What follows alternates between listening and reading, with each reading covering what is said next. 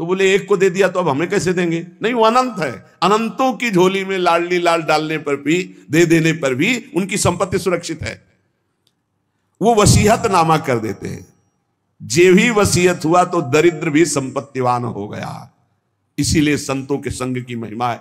कभी तो हमारी दीनता पर, हमारी दुष्टता पर, हमारी अधमता पर रीझ गए, बहुत दिन से पीछे लगा, चलो जाओ।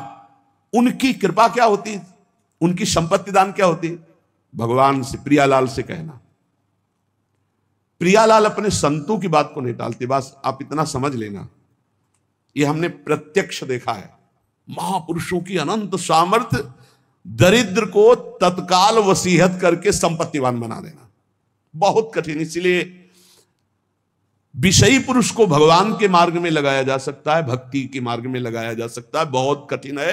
पर उससे हजारों गुना कठिन है कि जो अभेद तत्व भक्ति में लगा है, अभेद भक्ति, ज्ञान भक्ति में, जो ये भी भगवान की एक अभेद भक्ति है, इसमें जो लगा हुआ है कि अहम ब्रह्मास्मि, उसको दासत्व में लाना, ये बहुत कठिन बात है। ये चमत्कार केवल महापुरुषों में होता है कि जबरदस्ती बलात् उसके हृदय को, जैसे राधा बाबा के हृदय को भाई जी ने बदल दिया, पैर छू के बदल दिया। देखो दाता कैसे हैं, पैर छू के वो वस्तु दी जो पैर छू के मांगने पे भी नहीं मिलती।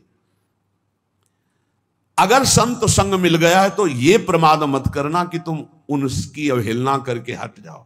बस इतनी बात पकड़नी है। पद्म पुराण में एक प्रसंग आया कि किसी प्राणी का शव जल रहा था।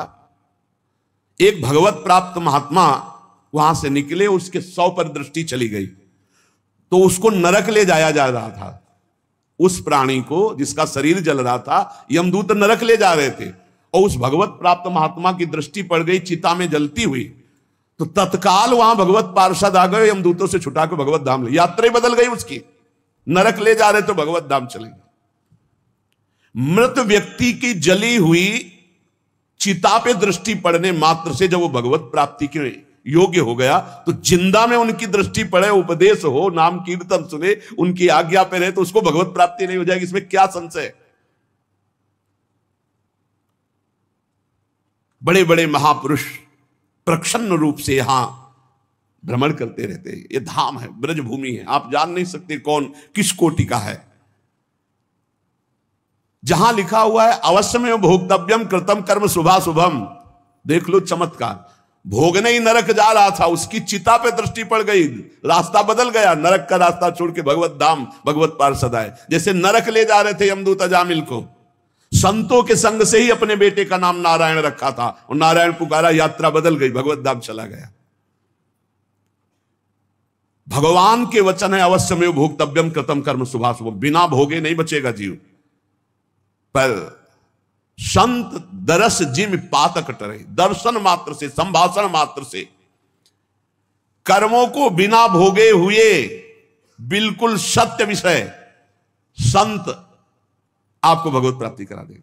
जो भगवान को प्राप्त संत है भगवत प्राप्ति करा दे, क्योंकि उनसे भगवान से बातचीत हो, भगवान से वो प्रार्थना करेंगे, तब वो सारा कार्य माफ भगवान ही करते हैं। योग माया पर्दा भगवान ही हटाते, पर प्रार्थना संत करते हैं। प्रार्थना हमें जब अगर संत जन मिल जाए तो भगवान से इस बात की करनी कि कभी इनसे हमारी विरति ना हो, कभी हम इनसे हटे ना। ये हमारे साथ अगर प्रतिकूल व्यवहार भी करे, कटु वचन भी बोले, तिरस्कार करे, हमें हटाएं तो भी नाम हटे, तो अंतिम तक बल जाएगी, पक्का बल जाएगी। जिस दिन वो करुणा में होंगे और उनकी दृष्टि पड़ेगी कि इसको हजारों बार दुत्कारा गया नहीं, इसका मतलब अब मुझे इसका ठेका लेना ही पड़ेगा, बस हो गया, उसी दिन हो गया। क्योंकि संतों का हृदय बहुत कोमल होता है, वो ऊपर से कठोरता का अभिनय मात्र करते हैं। संत हृदय नवनीत समाना, पर नवनीत में भी दोष कि निज परिताप द्रव्य नवनीता, तो इसलिए कहा कविन पर कहा न जाना। बोले संत का हृदय मक्खन जैसा होता है, बोले पर उस मक्खन दोष युक्त है, उसमें जब स्वयं ताप लगता है तब पिघलता है। और पर दुख द्रव्य सो संत पुनीता, इसलिए कहा कविन पर काहे न जाना। तो जिस दिन वो तुम्हारे ऊपर दृष्टि पड़ी और देखा कि इसको 10 बार दुत्कारा पर ये गया नहीं, तो नीच से नीच व्यक्ति को भी परम पद प्रदान करने में समर्थ भगवान के प्रेमी जन। उपासक को चाहिए कि संत के शक्ति प्रयोग का इंतजार करे।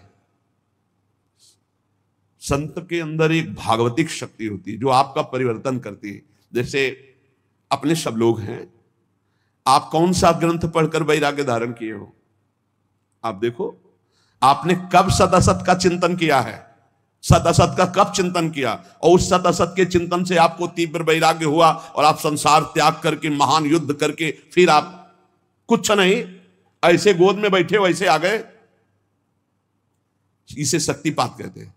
संतों के हृदय में भागवतिक चिंतन से युक्त होकर जब संकल्प होता है, वो तुम्हारे राग का नाश कर देता है, तुम्हारे मोह का नाश कर देता है, तुम्हारे समस्त दोषों का नाश कर देता है। पर इसके लिए उनके हृदय में स्थान बनाना होगा।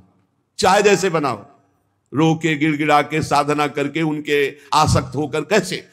देहूती जी से कहते हैं कि जो आसक्ति संसार में बंधन का कारण वही संत महापुरुषों से हो जाती है तो मोक्ष का खुला हुआ द्वार बन जाती है। और ये पक्का जो भगवान की प्राप्ति करना चाहते हैं वो संत की आराधना में जरूर होंगे, और जो संत आराधक होंगे निश्चित भगवत प्राप्त होंगे।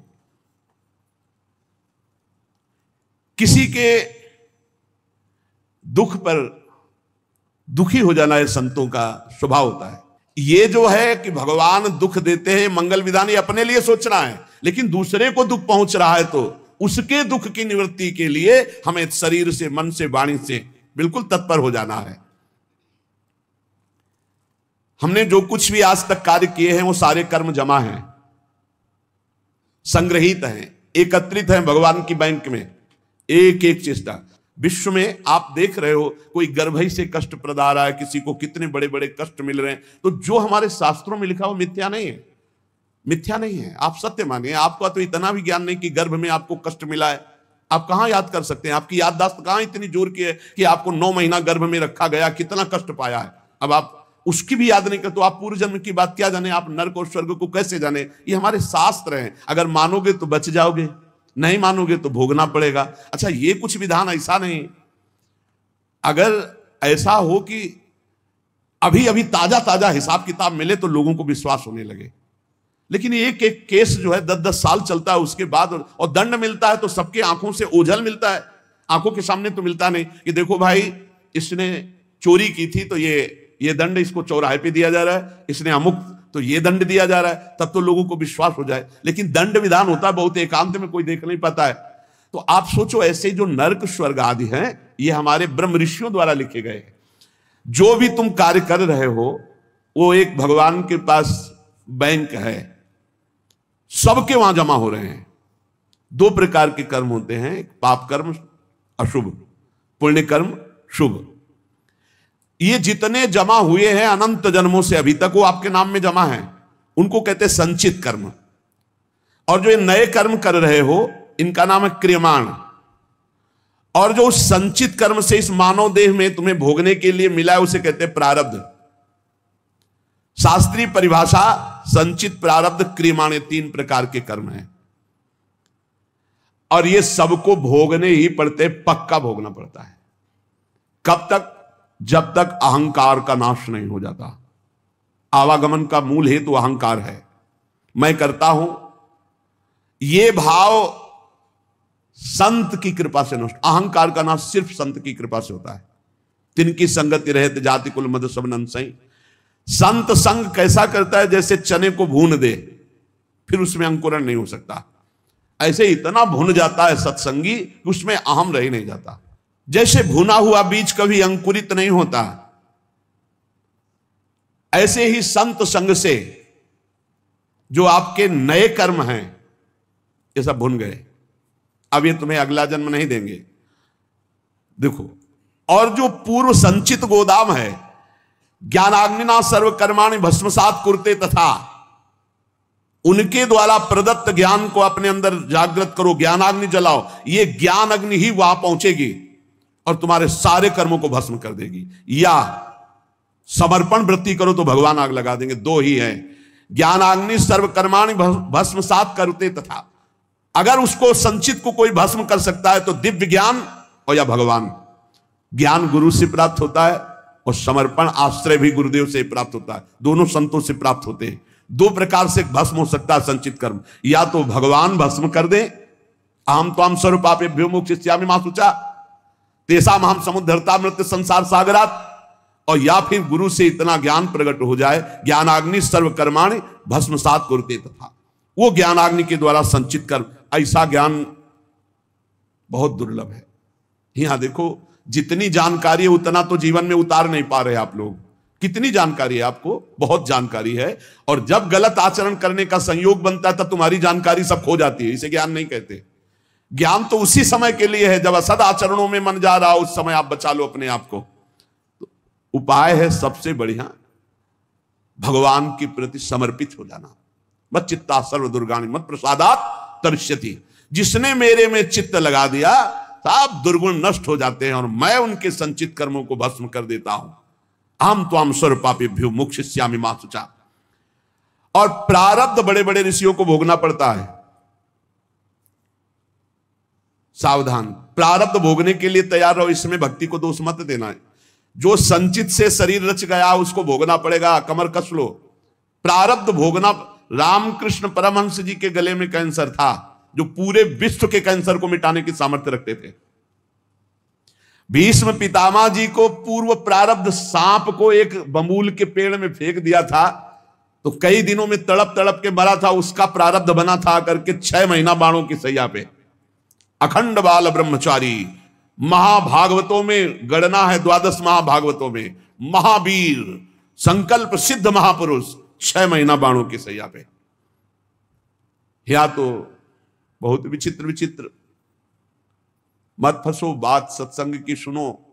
अवश्य प्रारब्ध भोगना पड़ता है। भागो मत किसी के पास कि हमें कोई जंतुर बना देगा, कोई आशीर्वाद दे देगा, किसी भी तरह से इस तरह से हम ठीक हो जाएंगे। ऐसा भाई नहीं है।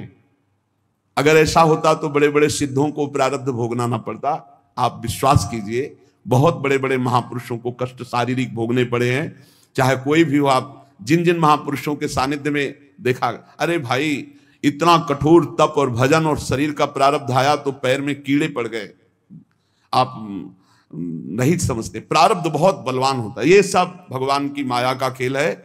प्रारब्ध शरीर का बड़े बड़ों को भोगना पड़ता है, उसको मिटाने की चेष्टा न करके भजन करके सहते हुए भगवत प्राप्ति की तरफ चलो। इसलिए आज तक बड़े बड़े महापुरुष, भाई जी सर्वज्ञ महापुरुषों कहते हैं, सर्वज्ञ।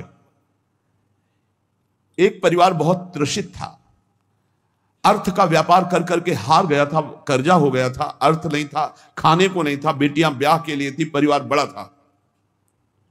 उसने विचार किया आज रात के 12 बजे अपने शरीर को छोड़ देंगे। शाम टाइम गाड़ी दरवाजे पे लगी और उस गरीब आदमी के दरवाजे गाड़ी, वो घबरा गया कि क्या हो गया, हमारे पास कौन है, कोई रिश्तेदार नहीं, कोई मित्र नहीं, कोई हम पर। गाड़ी से भाई जी उतरे। भाई जी को कभी देखा नहीं था, अपने आप अपने घर जैसा भाई जी अंदर जा रहे हैं। वो अवस्था ज्येष्ठ श्रेष्ठ, इसलिए कहा बाबूजी कैसे आप, आपसे ही बात करनी, थोड़ा एकांत में चलिए आप। तो बड़ा आनंद मिल रहा था, कोई संशय नहीं हो रहा था, क्योंकि भगवत प्राप्त महापुरुष वो बावरा हुआ जा रहा था कि मानो हमारे घर भगवान ही आए हैं। कमरे में ले गया, बोले दरवाजा बंद कर लो। बंद किया। बोले भाई आज तुम रात्रि के जो करना चाहते हो इससे जीव की बहुत दुर्गति होती है। ये बात उसने किसी से कही नहीं थी और भगवान तुम पर बहुत प्रसन्न है। एक थैले से मोटी गड्डी निकाली रुपए की और कहा ये लो, इससे जो तुम्हें लगे उचित व्यापार करना। अगर व्यापार में हानि होती तो भी चिंता मत करना, ये ना पैसे वापस करने, ये आपके हैं। और कुछ दिन लगातार ऐसे ही आपके पास पैसे आते रहेंगे जिनसे आपका बेटी का भी ब्याह हो जाएगा। बड़े बड़े धनी मानी भाई जी के चरणों से जुड़े थे तो धन का प्रथम सदुपयोग यही है, इसलिए भाई जी प्रेरित कर देते थे। अब वो रो के चरणों में गिर गया, मेरे भगवान आपके। भाई जी ने कहा भगवान आपको बहुत प्यार करते हैं। उन्होंने ऐसे सर्वज्ञ महापुरुष जो सब बात। एक आदमी कंबल ओढ़े हुए, आप पढ़ लेना चरित्र में, मुंह नहीं खोल रहा था, उसे कई लोग लाए हुए थे। भाई जी ने कहा क्या हो गया? बोले शरीर छोड़ना चाहता है और आप ही समझा सकते हो। भाई जी ने कहा क्या है, कंबल क्यों ओढ़े हो? हटाओ कंबल। जो ही कंबल हटा मवाद बह रहा था, गलित कुष्ठ पूरे शरीर। बोले भाई जी से कहा कि बाबूजी अब ऐसे में शरीर रखना उचित है या त्याग देना? भाई जी ने कहा ये शरीर श्री कृष्ण प्राप्ति के लिए गले से लगा लिया। वो चीख पड़ा, अरे नहीं मेरा घृणित शरीर। खत्म। ऐसे महापुरुष अपने उदर के कैंसर में भारी पीड़ा से युक्त शरीर का त्याग किया है। आप सोचो, जो चुटकी बजाते भजन बल से प्रारब्ध नष्ट कर सकते हैं, अपने ऊपर लेकर के प्रारब्ध बड़े बड़ों को भोगना पड़ता है। भीष्म पितामह के रोम रोम में बाण लगे थे, शरीर में 2 अंगुल जगह भी नहीं बची थी जहां बाण ना लगा हो। इतने बाणों से विद्ध होने पर भी वो हर समय श्री कृष्ण सुमिरन कर रहे थे। वृंदावन में रामकृष्ण दास जी बड़े भारी महात्मा थे, उनको भी कैंसर हो गया। प्रारब्ध के भोग भोगने पड़ते हैं। प्रारब्ध के भोग में यदि दृष्टि बदल सकती है तो कोई संत महात्मा पहुंचा हुआ उसे मिटा सकता है। वो भी मिटाते क्या है, सब समेट के अपने ऊपर ले लेते हैं। आप सच्ची मानिए, संतों की कृपा हम कैसे, आपने कई बार सत्संग में सुना होगा, अपने ऊपर प्रारब्ध लेकर अपने पैर को कटवा दिया, लेकिन एक गरीब आदमी के कैंसर को अपने ऊपर लेकर मिटा दिया। ऐसे तो बहुत से संतों के चरित्र देखे गए। हम लोगों को चाहिए कि प्रारब्ध मिटाने की कोशिश न करके भजन करके भगवत प्राप्ति की चाह करें। भगवान सबके मन में ही बैठे हुए देख रहे हैं। मन से ही दुख सुख होता है। जब आप भजन करेंगे तो प्रारब्ध का आपको दुख नहीं होगा, भोगने में बड़ा आनंद आएगा। भला दुख भोगने में आनंद आता है, लेकिन आनंद आता है कब? जब मन भगवान से जुड़ा होता है। आप ये समझ लीजिए, दुख भोगने में बड़ा आनंद आता है जब मन भगवान से जुड़ा होता है। मन में भगवान बैठ जाते, आनंद ही आनंद। प्रारब्ध का भोग 3 प्रकार से होता है, एक स्वेच्छा से, एक अनिच्छा से और एक परेक्षा से। हमारे मन में हमारा प्रारब्ध भोग प्रेरणा करता है और हम कुछ अपने साथ गलत कर बैठते हैं, गलत चेष्टा। वो बहुत बुरा प्रारब्ध होता है। जैसे जल में छलांग लगा दी, पेड़ में लटक गए, आग में कूद गए, जहर खा लिया या कुछ ऐसा, ये बहुत बुरा प्रारब्ध होता है। इससे बचना असंभव सा है। अगर उसके पहले सत्संग मिल जाए, कोई संत कृपा कर दे, भाव बदल जाए, तो बहुत से लोग हैं जो अपने भावों को बदल चुके सत्संग से। नहीं तो ये जो पहला है स्वेच्छा से, ये बहुत खतरनाक है, क्योंकि कोई जान ही नहीं पाता कि उसके अंदर चल क्या रहा है और वो खतरनाक प्रारब्ध उसको नष्ट कर देता है। स्वेच्छा, जानबूझ करके अपने शरीर को नष्ट करना, बहुत बुरा प्रारब्ध होता है, बहुत बुरा प्रारब्ध होता है। स्वेच्छाकृत प्रारब्ध बहुत भयानक होता है। यह तभी मिट सकता है जब किसी महापुरुष का संग मिल जाए और उनके वचनों से हमारा चिंतन बदल जाए। वो चिंतन तभी बदलेगा, पाप हल्के होते हैं दर्शन से, संभाषण से, उनकी कृपा से। तो कहते हैं ना, आपने बचा लिया, नहीं तो हम तो शरीर को नष्ट कर देते। मतलब उनकी विचारधारा को परिवर्तित कर दिया गया, क्योंकि ये स्वेच्छाकृत प्रारब्ध है, ये आपके अंदर है बैठा हुआ, मार देगा। कभी किसी के अंदर अगर इस भयानक पाप बन जाएगा तो ये जागृत हो जाएगा कि क्या करूं, शरीर छोड़ दूं क्या, ऐसा आने लगेगा, भारी प्रारब्ध। ऐसी स्थिति में फौरन किसी संत महात्मा से मिलो और अपने मन की बात उनसे, जो आपकी बात सुन सके, वो आपको बहुत सीरियस ले सके, समझा सके, उनसे मिलो और अपने स्वेच्छा प्रारब्ध का नाश करा सकते हो। यदि उनकी बात में लग गए तो प्रारब्ध भी बदल सकता है। ये भगवान के प्रेमी जनों में बड़ी सामर्थ्य है। ये स्वेच्छाकृत प्रारब्ध बड़ा भयावना होता है।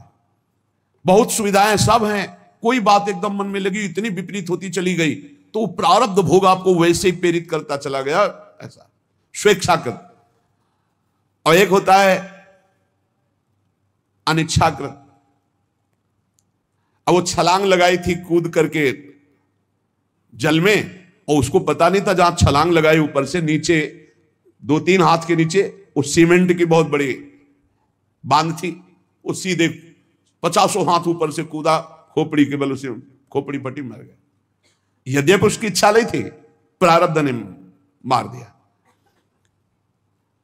अनिच्छा प्रारब्ध, आप जा रहे हैं, अचानक पैर फिसला, मुंह के बल गिरे, अचानक पैर फिसला, हाथ पैर टूट गए, आप चाह नहीं रहे। ये एक है चाह वाला स्वेच्छा प्रारब्ध और एक है ये अनिच्छा प्रारब्ध। अनिच्छा प्रारब्ध संयोग बना देता है। बाथरूम में गए, एकदम फिसल गया, एकदम गिरे, ऐसे नहीं, वहां तो जा रहे थे स्नान के लिए, लेकिन पैर फिसल गया। किसी कार्य के लिए, बड़े मंगल कार्य के लिए जा रहे, लेकिन अनिच्छा प्रारब्ध बहुत जोर का, ये भी होता है। प्रारब्ध तो प्रारब्ध है, अनिच्छा प्रारब्ध किसी की इच्छा नहीं, लेकिन संयोग आपके नष्ट करने का बन जाएगा, संयोग बन जाएगा। वो किसी व्यक्ति से भी हो सकता है, आप आराम से चले जा रहे हैं, उसको नींद आ गई और गाड़ी चढ़ा दी आप पे, उसकी ना इच्छा है ना आपकी इच्छा है, अनिच्छा प्रारब्ध। अब 1 मिनट पहले वहां से निकल जाते तो जो ऊपर की बालकनी थी उनके ऊपर ना गिरती, मस्ती से आराम से जा रहे, ठीक समय पे बालकनी नीचे गिर के मर गए। बैठे चाय पी रहे, पेपर पढ़ रहे, पीछे की दीवार गिर गई। अनिच्छा प्रारब्ध बहुत तरह का होता है।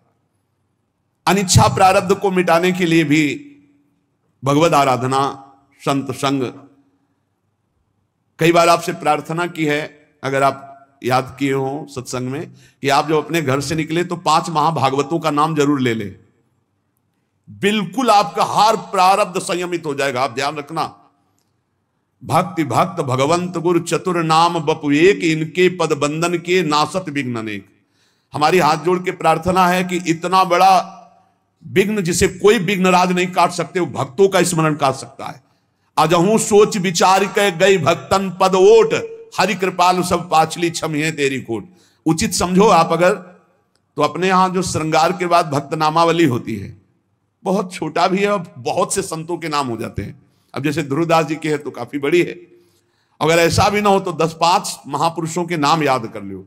तो जब आप घर से निकलो तो पहले उनके स्मरण कर लो। हरिवंश महाप्रभु की जय, स्वामी हरिदास जी महाराज की जय, हरिराम व्यास जी की जय, हरिव्यास देवाचार्य जी की जय, नागरीदास जी की जय, सेवक जी महाराज की जय, ध्रुवदास जी, जो संत याद आवे, कबीरदास जी महाराज की जय, रहीमदास जी महाराज की जय। सब भगवान में लगे हुए प्रेमी जन जी हैं, जितने भी भक्तों की याद आवे, आप पक्का समझ लें, जब आपको भय का अवसर लगे, हमारी प्रार्थना मान लेना, भक्तों का नाम स्मरण करने लगना। आप देख लेना, चमत्कार देख लेना। इनके पद बंधन के नासत विघ्नाने, अजहू सोच विचार के गई भक्तन पदोट, हरि कृपाल सब पाचली क्षमे तेरी। बड़े बड़े संकटों को, प्रारब्धों को ऐसे भक्ति स्मरण नष्ट कर देगा। घर से निकलो सुरक्षित रहने की भावना में, आप भक्तों का स्मरण तो जरूर करके निकलो। भगवान के स्मरण से भी जोरदार पावर भगवान के भक्तों के स्मरण में। ये बात तुम्हारी समझ में आ जाए तो बात है। हरि को पुकारो लाखों बार, और हरि के प्रेमी का एक बार नाम ले लो तो उतना काम बन जाएगा। भक्तमाल जी में लिखा है। यह अनुभव की बात कहते हैं और बड़े हृदय की बात है। अगर आपको पकड़ में आ जाए तो आ जाए। अनिच्छा प्रारब्ध बहुत भयानक होता है। स्वेच्छा प्रारब्ध तो कुसंग से होता है, जो सत्संग नहीं मिला है तो चलता रहता है, फिर वो निकृष्ट भावना। अनिच्छा प्रारब्ध आपकी इच्छा नहीं, सामने वाले की इच्छा नहीं, घटना। भक्त चिंतन, जब घर से निकलो तो 5 भक्तों का कम से कम स्मरण। ये बिहारी जी के सामने हमको भक्तमाली जी ने बताया था। ऐसे बिहारी जी तो हमने उस दिन यही समझा कि बाकी बिहारी जी हमें उपदेश कर रहे हैं। दर्शन हो रहे थे, पास में आके खड़े हुए बोले, बाबा दंडवत बाबा, अगर 5 भक्तों का रोज स्मरण कर ले तो 24 घंटा सुरक्षित रहेगा, उसमें कोई विघ्न नहीं आएगा। पकड़ा कि बिहारी जी बात कर रहे हैं, बिहारी जी हमें उपदेश दिला रहे हैं। देखो, आंख खुलते ही गुरुदेव भगवान, आंख खुलते सबसे पहले गुरुदेव भगवान को नमन, फिर जो स्वाभाविक चिंतन चलता है, और फिर जे भी टहलने के लिए बस शुरू। प्रहलाद नारद पराशर पुंडरीक व्यास अम्बरीश सुख सौनक भीष्म दाल्व्यान रुक्मांगदा अर्जुन वशिष्ठ विभीषणादीन पुण्यानि मानि परम भागवतान स्मरामि वाल्मीकि सनकासन नंतरुर्व्यासो वशिष्ठो भृगुर जाबालिर जमदग्नि कच्छ जनको गर्गोंगिरा गौतमा मानधाता ऋतुपर्ण वैन्य सगुरो धन्यो दिलीपो नलहा पुण्यो धर्म सुतो ययाति नवसु कुर्वन्तनो मंगल हमसो इन साधुन सो पंग। शुरू, भक्तों का नाम पहले मान लो। अगर ये बात मान लोगे तो जान जाओगे, जीत जाओगे। जिसने भक्तों की ओट ले ली, भगवान सर्व मंगल कर देते। हमारी प्रार्थना मान लेना। अरे कुछ नहीं याद है तो ऐसे तो बोल सकते हो, प्रहलाद जी की जय हो, नारद जी की जय हो, ध्रुव जी की जय हो, ऐसे तो बोल सकते हो। ज्यादा नहीं याद है तो अभी वर्तमान के संतों को, संतों में कोई छोटा बड़ा नहीं होता। शालिग्राम की बट्टियां सब बराबर होती, तुलसी जी का पौधा सब बराबर होता है, चाहे छोटा हो चाहे बड़ा हो। ऐसे भगवान के सब भक्त समान होते हैं।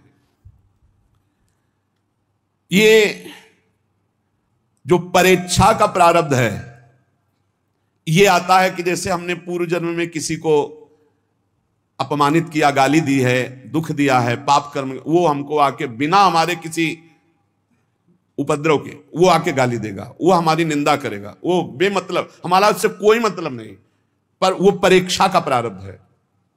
इसे भोगना सीखे, इसे मिटाना ना चाहे। परीक्षा का प्रारब्ध, बेमतलब वो बैर कर लेगा, बेमतलब आपकी निंदा करेगा, बेमतलब अपराध, तो शांत भाव से सह जाओ, इसे सहना सीखो। दूसरे के द्वारा दिया हुआ जो हमको दंड है वो हमारा ही कर्म है, परीक्षा प्रारब्ध, वो पूर्व का कर्जा चुक रहा है। कभी किसी को कटु शब्द नहीं बोलना, कभी किसी से कोई मतलब नहीं है, लेकिन परीक्षा प्रारब्ध जब होगा तो निंदा होने लगेगी, वो मारने पर तुल जाएगा, वो आपको चोट पहुंचा सकता है, और आपसे कोई मतलब नहीं उससे, पर वो परीक्षा प्रारब्ध, इसे भोग लेना चाहिए। स्वेच्छा प्रारब्ध मिटाओ सत्संग के द्वारा, संत कृपा के द्वारा। अनिच्छा प्रारब्ध मिटाओ खूब भजन साधन अनुष्ठान करके, और परीक्षा प्रारब्ध को भोग लो, जो शरीर पे जैसे भी विधान आवे, और इसी जन्म में भगवत प्राप्ति कर। और हमें तो लगता है कि ना स्वेच्छा, ना अनेक्षा, ना परीक्षा, भगवत इच्छा में स्थित हो जाए, जो ही प्यारो करे सोई मोहि भावे, तो सब खत्म हो गया। सच्ची मानिए, फिर ये दिमाग में नहीं आएगा कि हम इसका मंगल करें, क्योंकि ये तो प्रभु को समर्पित हो गया है। अब क्या मंगल करना? अब कोई इसका मंगल कर रहा है तो प्रभु का विधान है, हम राजी हैं उसी में जिसमें प्रभु हमारे राजी हैं। एक सज्जन इन प्रारब्ध की बातों को सुन करके कहा कि दुख आवे तो आशीर्वाद माने, भगवान का मंगल विधान माने, स्वरूप माने। ये तो हमारी बात समझ में नहीं आई। दुख आवे तो भगवान का मंगल, अरे भगवान इतने आनंद स्वरूप है, दुख काहे को देंगे? हम मंगल विधान भगवान का ही माने। तो ये ध्यान में रखने लायक बात है कि भगवान कृपा करके बहुत बड़े पाप को छोटे से मिटाने में, अपने जब हम भक्ति में लगते हैं ना, बहुत बड़े पाप को छोटी घटना में मिटाते हैं, तो हम पर कृपा हुई ना, भगवान का मंगल विधान पर हम जानते नहीं हैं। दो मित्र थे, आगे चलकर एक शराब पीने लगा, वैश्यागमन करने लगा, और धनी मानी घर का था, और एक गरीब घर का था। वो गंगा स्नान करना, नाम जप करना, धर्म पूर्वक चलना, ऐसा। बहुत वर्षों के बाद दोनों की मिलान हो रही थी, देखा कि वो दोस्त है। तो जब ऐसे देखा तो जो गंगा नहा के आ रहा था उसका पैर पड़ा खजूर के कांटे में, पूरा खजूर का कांटा, और वो राम राम कह के बैठ गया। वो नजदीक आया तो उसकी ठोकर लगी, तो देखा मिट्टी हटी, तो एक थैली मिली, उसमें देखा रत्न। तो देखा, देख रहे खूब गंगा नहाता है, सब करता है, देख खजूर का कांटा लगा, देख मौज मस्ती से रहता हूं, ये रत्नों की थैली मिली। चला गया वो। अब उसके मन में अविश्वास हो गया, देखो तो हम इतना जीवन में करते रहे, मेरे खजूर का कांटा लगा, मैं जानता हूं ये अपने दोस्त को, ये बेविचार करता है, गंदे आचरण करता है, इसको रत्नों की थैली मिली, यहाँ खाने की भी व्यवस्था नहीं, कराने लगा बड़ा खजूर का कांटा। जब किसी को जरा सा धर्मात्मा पुरुष को संशय, तो फिर भगवान स्वयं उसका निवारण करते हैं। तो भगवान एक संत के रूप में आए और कहा, अरे बेटा तुम्हारे कांटा लग गया क्या?